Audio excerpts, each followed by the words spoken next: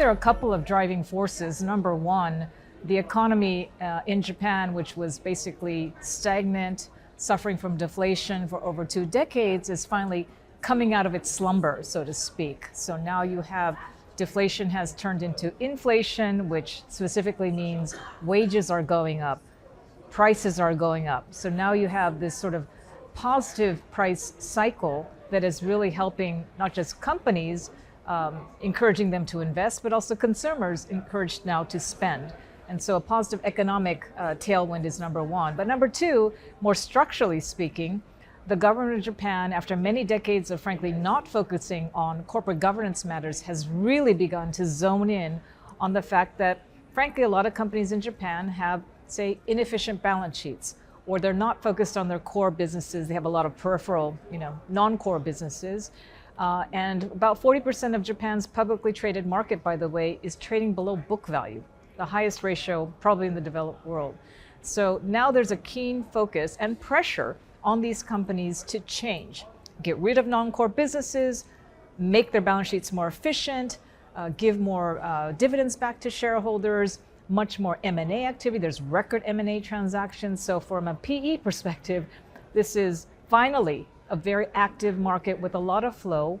And one other thing I'd add is in the past, there was a kind of a, let's say, negative connotation surrounding PE firms, but now it's quite the normal thing to have a dialogue with a PE firm. It's become an option for many companies and many investors. So I think this has really changed the dynamic around PE investing in Japan.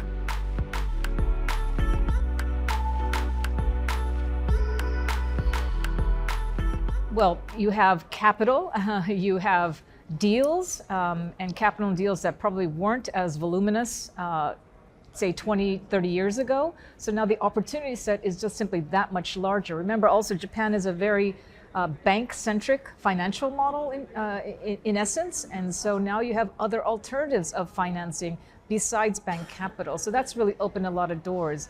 I'm in the VC space, and believe it or not, Japan's venture market has actually increased tenfold in the last decade, yet it's still about 1/40th the size of the venture ecosystem, say in the United States of America.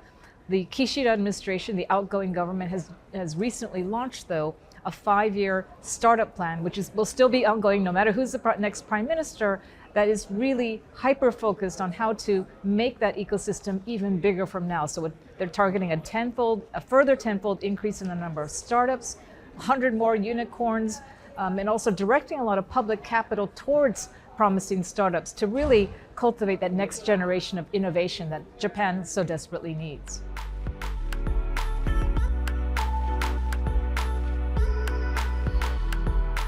So the reason I came up with this research topic called womenomics, frankly, a quarter of a century ago, was because I, as a very rare individual, I guess, in Japanese finance, I was the only female equity strategist the entire duration of my 30-year career in Japan, most recently 26 years at Goldman Sachs, because I felt that the demographic headwinds were so challenging. Japan, as you know, is not the most liberal when it comes to immigration. So how do you maximize the talent pool that you have? Of course, there's older Japanese, you can lean on the elderly population, but there's limits to that. So I really thought women were the most underutilized asset in the country.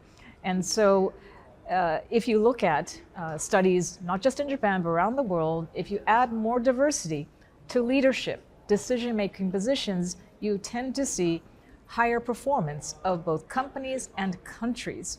And so my research is really focused on this to use objective empirical analysis to prove this point.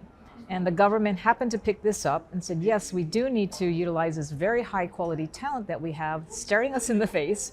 And hence now Japan actually enjoys a higher female labor participation rate, believe it or not, than the US and the EU.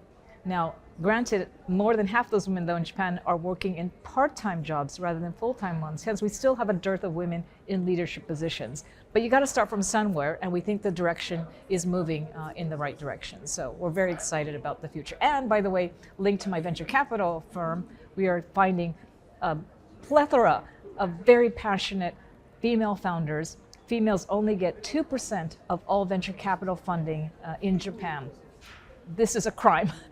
And we have women founders in deep tech, in life science businesses, super exciting projects that could really go global. And we especially want to help and support these founders.